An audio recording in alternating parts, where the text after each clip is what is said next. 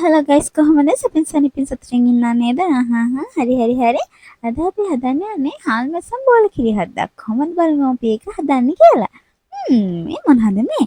මේ තියන්නේ මම ගත්ත හාල් මැස්ස ටිකේ ඔලු කඩලා, සෝදලා, කහ චුට්ටක් දාලා, ලුණු චුට්ටක් දාලා ගලේ අඹරගත්තු හාල් මැස්ස ටික.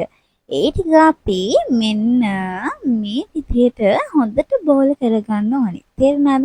මොකද අපේ මාළුව හාල්මැස්ස බෝල කිරි හොද්ද නිසා නේද? මම මෙන්න මේ ප්‍රමාණයට හාල්මැස්ස ටික බෝල කරගත්තා. හාල්මැස්ස හොඳට ඇඹරෙන්න ඕනේ.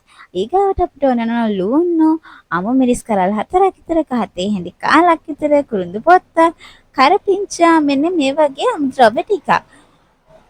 ඉතින් අහන්නකෝ අපි ඊගාවට අපිට ඕන වෙනවා පොල් කිරි. මම පොල් කිරි කෝප්ප දෙකමාරක් වගේ ප්‍රමාණයක් ගත්තා. මොකද මම චූටි කිරි හොද්දක් හදන නිසා.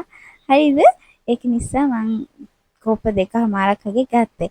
ඊගාවට අපිට ඕන වෙනවා පොල් තෙල්. ඉතින් මම තාච්චිය රත් වුණාට පස්සේ මෙන්න මේ විදිහට මට අවශ්‍ය ප්‍රමාණයට මම පොල් තෙල් ටික දාගත්තා.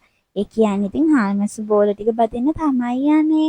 ඊගාවට මෙන්න මේ විදිහට අපි හාල්මැස්ස බෝල ටික හොඳට බද ගන්න ඕනේ. අහන්නකෝ පරිස්සමට බද ගන්න. තෙල් විසික් වෙනවා. මගේ අතරත් විසික් වුණා. හරිද? ඒක නිසා පරිස්සම් වෙන්න ගින්දරත් එක තෙල් එක වැඩ කරද්දී ඔයගොල්ලෝ මේක අර හොඳට බදෙන්න නැතුව සාමාන්‍ය ප්‍රමාණයකට බදෙන්න ඕනේ. එතකොට හොඳට මෙන්න මේ ප්‍රමාණයට බැදෙන්න ඕනේ හාල්මැස්ස බෝල ටික.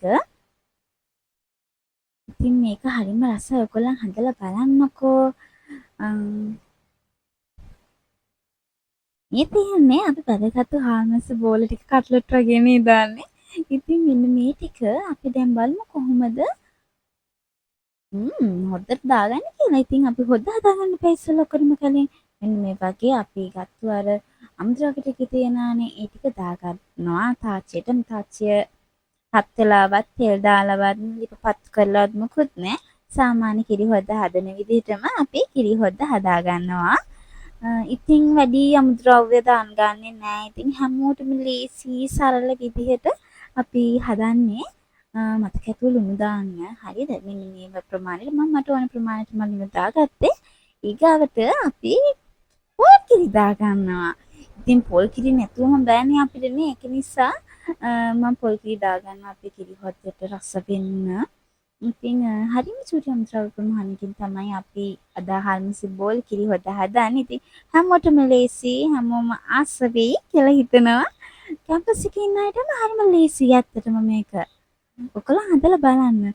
රසයි, සුවඳයි, හොඳයි. ඉතින් ඔයගොල්ලන් හදලා බලන්න. අපිත් මේක ඊට පස්සේ දෙපාරක් තුන් පාරක් විතර උතුරන්න ඕනේ මෙන්න මේ ප්‍රමාණය වෙනකන්. ඉතින් මේ තුන් පාරක් විතර උතුරලා තමයි මේ ඔයගොල්ලන්ට පේන්නේ අපේ කිරි හොද්ද. ඉතින් හරිම ලස්සන පාටකට තියනවා නේද? ඉතින් හරිම සුවඳක් එනවා. ඒක මාළු සුවඳක් එනවා. ඉතින් කිරි හොද්ද කොහොමත් සුවඳයි නෑනේ. ඊගවට අපි මේකට මෙන්න මේ වගේ අපි හදාගත්තු හාල්මැස්ස බෝල ටික දාගන්නවා. හරිද? මට පේන්නම නිකන් ඒව කට්ලට් වගේ යන්නේ. ඒ තරම් ඒක හරිම looking type right.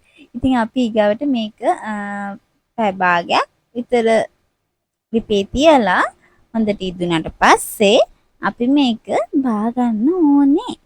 ඉතින් මේ තියෙන්නේ අපේ ෆයිනල් ලුක් එක. මාරුම ලස්සනයි. මාරුම රසයි. චූටි ළමයින්ට උනත් හාල්මැස්ස කන්න හොරා ඉන්නානේ.